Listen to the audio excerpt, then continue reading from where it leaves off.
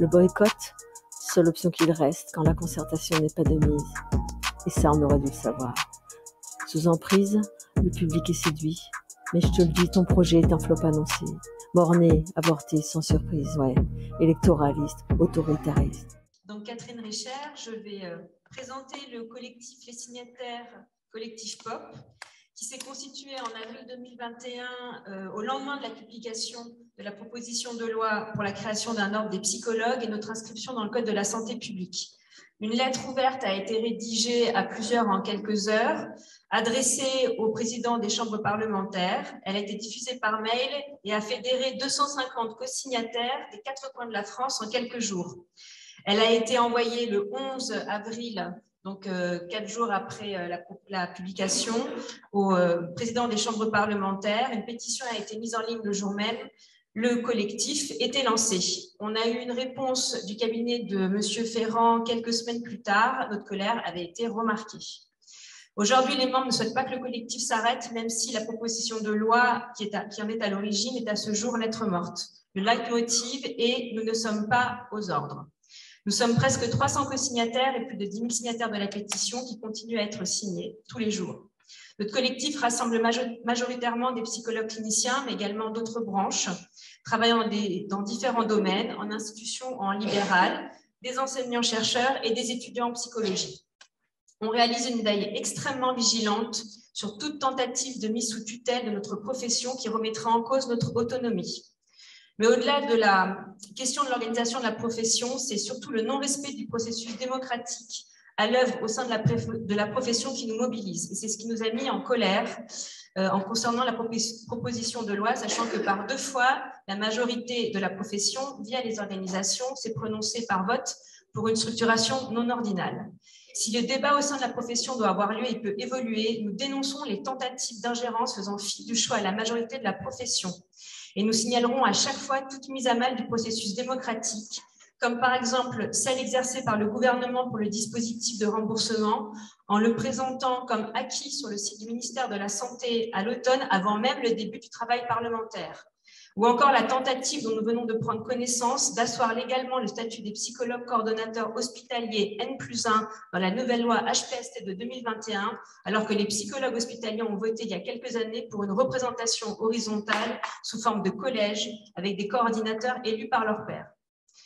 Comme principales actions à côté de la lettre ouverte et de la pétition, nous réalisons depuis le début un gros travail d'information rigoureux en recontextualisant les faits, en expliquant leur implication et les enjeux sur le plan sociétal.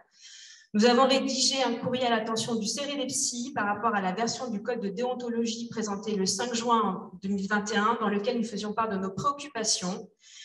Certaines ont été entendues, comme celle portant sur l'article 25 ou la référence aux sciences humaines et sociales.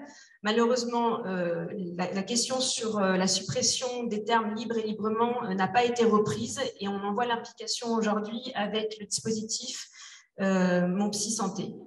Nous participons à la mobilisation initiée par le collectif Grand Est pour la défense du secteur médico-social depuis leur appel du 29 juin 2021 et nous avons fait partie de la délégation de la manifestation du 18 novembre.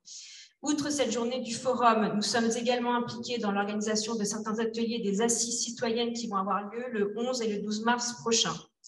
Nous communiquons avec les membres du collectif depuis le début via la diffusion d'un mail sur les réseaux sociaux et également par des mises à jour de la pétition. Et nous avons également créé un drive à l'automne. Nous sommes attachés à faire participer au maximum le collectif. Nous soumettons chaque courrier et article aux co-signataires dans la mesure du possible aussi aux membres du groupe Facebook. Nous avons eu l'opportunité d'écrire un article à la fin de l'année. Nous avons fait un appel et 15 membres ont répondu. Cette aventure nous a donné lieu à des réunions Zoom qui ont apporté un véritable souffle dans une année fort éprouvante. Pour la préparation de cette table ronde, nous avons décidé de remettre en place ces réunions que nous avons ouvertes aux co-signataires et qui ont eu un vrai succès. On a pu ainsi dessiner les actions futures. Nous souhaitons donc mettre l'accent sur la sensibilisation et la diffusion d'une culture politique au sens large du terme et qui manque tant à notre profession, et ceci dès l'université. Nous souhaitons aller vers les étudiants dès la licence, répondre à leurs questions. Nous avons commencé avec un appel aux universitaires et aux étudiants à l'automne. Nous allons poursuivre en organisant des rencontres par Zoom pour les étudiants en complément de ce qui se fait par d'autres collectifs comme le Manifeste Psy. Nous avons la chance de pouvoir nous appuyer sur la chaîne YouTube pédagogique et ludique Je peux pas, j'ai psy, qui a déjà fait une vidéo en lien avec nous et nous allons réitérer sur le thème du militantisme. Le collectif a également émis le souhait de créer un blog. Enfin, le besoin de nous retrouver, d'échanger, de débattre est clairement ressorti de nos réunions Zoom. Nous allons donc continuer ces réunions au sein du collectif. Elles seront informationnelles et ouvertes à tous les membres, mais nous allons également mettre en place des rencontres Zoom sur des thématiques qui font débat et qui sont d'actualité. Et nous pourrons ouvrir ces réunions à d'autres collectifs. Et nous commencerons par une soirée sur le thème de l'inclusion. À suivre. Le boycott, seule option qu'il reste quand la concertation n'est pas de mise. Et ça, on aurait dû le savoir. Sous emprise, le public est séduit. Mais je te le dis, ton projet est un flop annoncé. Borné, avorté, sans surprise, ouais. Électoraliste, autoritariste.